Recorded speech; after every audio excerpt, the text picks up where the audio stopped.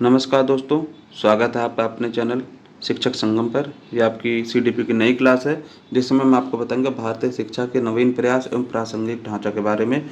इसमें हम पहले हम पढ़ेंगे प्राथमिक शिक्षा को बढ़ावा देने के प्रमुख कार्यक्रम कौन कौन से थे, वो नवीन प्रयास कौन कौन से किए गए थे प्रारंभिक शिक्षा को बढ़ावा देने के लिए। भारत में प्रारंभिक शिक्षा के सार्वभौमिकरण मतलब कि यूनिवर्सलाइजेशन ऑफ एलिमेंट्री एजुकेशन यूईई और गुणवत्ता में सुधार के लिए निम्नलिखित प्रमुख कार्यक्रम संचालित किए गए हैं। उसमें सबसे पहले था ऑपरेशन ब्लैक बोर्ड। इसकी स्थापना कब हुई थी? 1986-87 में हुई थी। और इसमें इसका उद्देश्य क्या था कि राष्ट्रीय शिक्षा नीति नेशनल पॉलिसी ऑफ एजुकेशन 1986 के सुझाव पर प्राथमिक विद्यालयों में न्यूनतम आवश्यक भौतिक सुविधाएं, जैसे दो बड़े कमरे, 2 शिक्षक जिसमें एक महिला हो, ब्लैक बोर्ड, चॉक, नक्शे और शिक्षण सामग्री उपलब्ध कराना था। फिर जैसे टीएलएम भी हो गया, उसमें टीएलएम भी मौजूद कराना था, टीचिंग लर्निंग मटेरियल्स। ये जो नक्शे आते हैं वो उसी में आते हैं, शिक्षण सामग्री वगैरह। अब हम देखते हैं इससे प्रीवियस ईयर में इससे रिलेटेड क्वेश्चन कौन सा बना था। देखिए यूपीटेट 2018 सुपरटेट 2019 में ये क्वेश्चन पूछा गया था कि ऑपरेशन ब्लैक बोर्ड किस शिक्षा नीति की संस्तुति पर शुरू किया गया था। ये राष्ट्रीय शिक्षा नीति 1986 की संस्तुति पर शुरू किया गया था। फिर आता है P MOST programme of mass orientation for school. ये 1986 में लागू हुआ। इसका पूरा नाम है सेवारत अध्यापकों का विस्तृत अभिविन्यास कार्यक्रम। यह कार्यक्रम एनसीईआरटी द्वारा 1986 में लागू किया गया था। इसका मुख्य उद्देश्य विद्यालय के शिक्षकों को नई राष्ट्रीय शिक्षा नीति न्यू पॉलिसी फॉर एजुकेशन 1986 की मुख्य विशेषताओं और प्राथमिक शिक्षा की नई तकनीकों से अवगत कराना था। फिर आता है नंबर 3 पे SOPT special orientation programme for primary teacher. इसका पूरा नाम क्या था? प्राथमिक शिक्षकों के लिए विशेष अनुस्थापन कार्यक्रम। इसका उद्देश्य क्या था? इसका मुख्य उद्देश्य ऑपरेशन ब्लैक बोर्ड के अंतर्गत विद्यालयों को जो शिक्षण सामग्री एवं वस्तुएं उपलब्ध कराई गई थी उनका प्रभावी और उपयोग सुनिश्चित करने के लिए प्राथमिक शिक्षकों को प्रशिक्षित करना। मतलब जो ऑपरेशन ब्लैक बोर्ड के माध्यम से जो भी टीएलएम उपलब्ध कराया गया था, मौजूद कराया गया था बच्चों के लिए, टीचर के लिए, उसके लिए मतलब कैसे टीचर कैसे बच्चों को टीच करेगा, कैसे बढ़ाएगा, तो उसके लिए प्रशिक्षण देना शिक्षकों को। उसके लिए special orientation programme for primary teachers आया था। ठीक है। और इससे रिलेटेड क्वेश्चन कौन सा था कि SOPT कार्यक्रम का मुख्य केंद्र बिंदु क्या था? इसका मुख्य केंद्र बिंदु आपको अभी बताया कि प्राथमिक शिक्षकों को ऑपरेशन ब्लैक बोर्ड के उपकरणों के कुशल प्रयोग का प्रशिक्षण देना। यूपी असिस्टेंट टीचर एग्जाम 2018 में पूछा गया था। फिर आता है MDM। इसको बहुत चर्चा में है कि मिड डे मील स्कीम, ये आज तक लागू हुई। ये 1995 में 15 अगस्त 1995 को ये प्रारंभ हुआ था। इसका पूरा नाम है मध्याह्न भोजन योजना। अब इसका नाम बदलकर PM पोषण योजना कर दिया गया है। इसका उद्देश्य क्या है? प्राथमिक स्तर के बच्चों में पोषण स्तर को सुधारना, विद्यालयों में नामांकन एनरोलमेंट बढ़ाना तथा ड्रॉप आउट मतलब जो बच्चे पढ़ाई में बीच में पढ़ाई छोड़ देते ना, उसको कम करना। इससे रिलेटेड क्वेश्चन आया था भारत में मध्याह्न भोजन योजना MDM किस वर्ष लागू की गई थी? 1995। और डेट क्या थी? 15 अगस्त।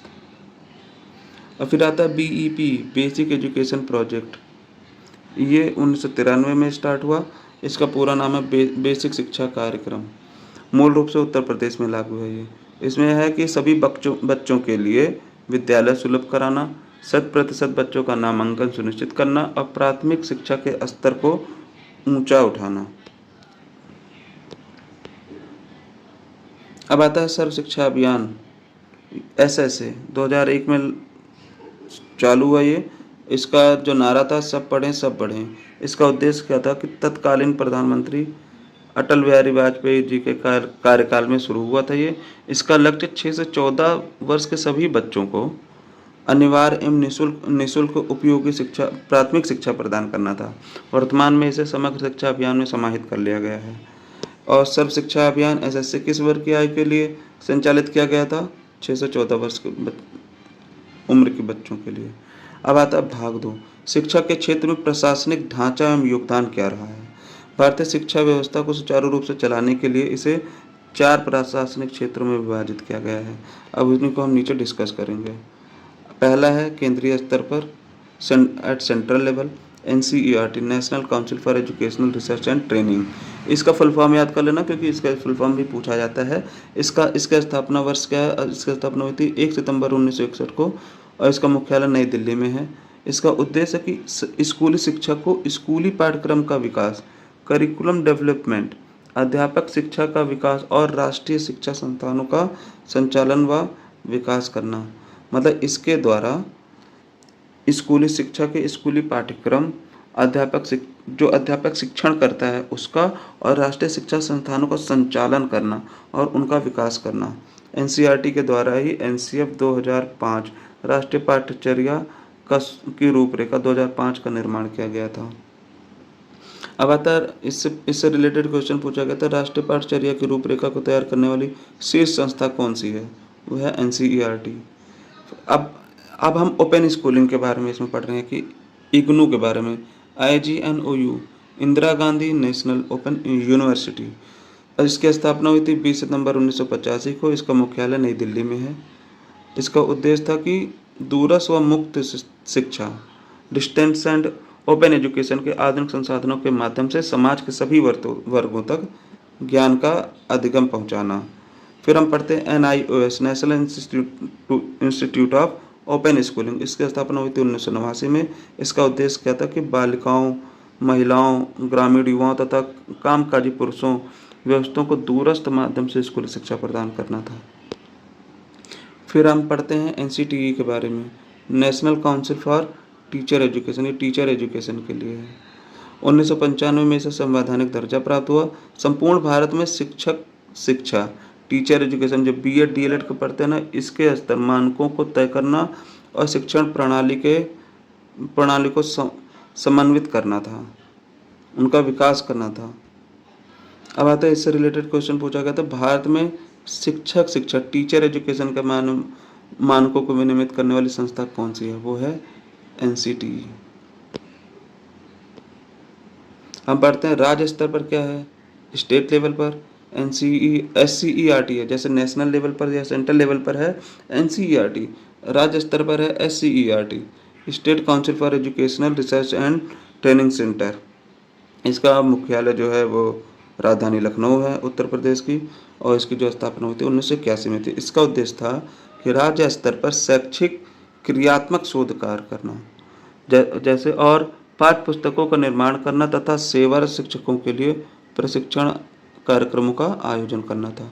इससे रिलेटेड क्वेश्चन पूछा गया था कि उत्तर प्रदेश राज्य शिक्षा अनुसंधान और प्रशिक्षण परिषद SCERT का मुख्यालय कहाँ स्थित है?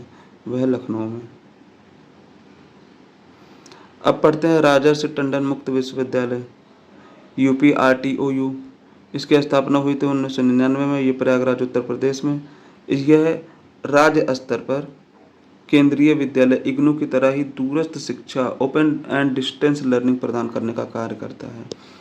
और मंडल स्तर पर हम पढ़ते हैं, तीसरा है डिविजनल लेवल पर मंडलीय मनोविज्ञान प्रयोगशालाएं। 1975 में मंडल स्तर की पहली मंडलीय प्रयोगशाला कहाँ खोली गई थी? आगरा में खोली गई थी। बहुत इंपॉर्टेंट क्वेश्चन है, जिसका संचालन इलाहाबाद प्रयागराज स्थित मनोविज्ञानशाला द्वारा किया जाता है। इसकी वर्तमान स्थिति क्या है? उत्तर प्रदेश के कुल 18 मंडलों में वर्तमान में सिर्फ 10 मंडलों में ये प्रयोगशालाएं सफलतापूर्वक खोली जा चुकी हैं, जो छात्रों को शैक्षिक व व्यावसायिक मार्गदर्शन, गाइडेंस और उनकी काउंसलिंग करती हैं। जिला स्तर पर क्या है? डिस्ट्रिक्ट लेवल पर है diet, district institute of education and training. इसकी स्थापना संस्कृति क्या है? राष्ट्रीय शिक्षा नीति NPE 1986 के तहत प्रत्येक जिलों में डाइट की स्थापना की योजना बनी। इसका उद्देश्य क्या था कि जिला स्तर पर प्राथमिक एवं उच्च माध्यमिक विद्यालयों के शिक्षकों को अकादमिक सहयोग देना। प्राथमिक विद्यालय के शिक्षकों जैसे BTC या DLED को सेवा पूर्व और सेवारत प्रशिक्षण देना, ताकि जिले में कोई भी व्यक्ति या कोई बच्चा गुणवत्तापूर्ण शिक्षा से वंचित न रह जाए। और इससे रिलेटेड क्वेश्चन पूछा गया तो प्रत्येक जिले में जिला शिक्षा एवं प्रशिक्षण संस्थान डाइट की स्थापना का सुझाव किसने दिया था? वो दिया था उत्तर प्रदेश, वो दिया था राष्ट्रीय शिक्षा नीति एनपीई ने, नेशनल पॉलिसी फॉर एजुकेशन 1986 इसके द्वारा। तो दोस्तों ये रही आपकी आज की क्लास। अगर आपको हमारी क्लास अच्छी लगी हो तो चैनल को सब्सक्राइब कर लें, बेल आइकन को ऑन कर लें। मिलते हैं आपको अगली क्लास में। Thank you class.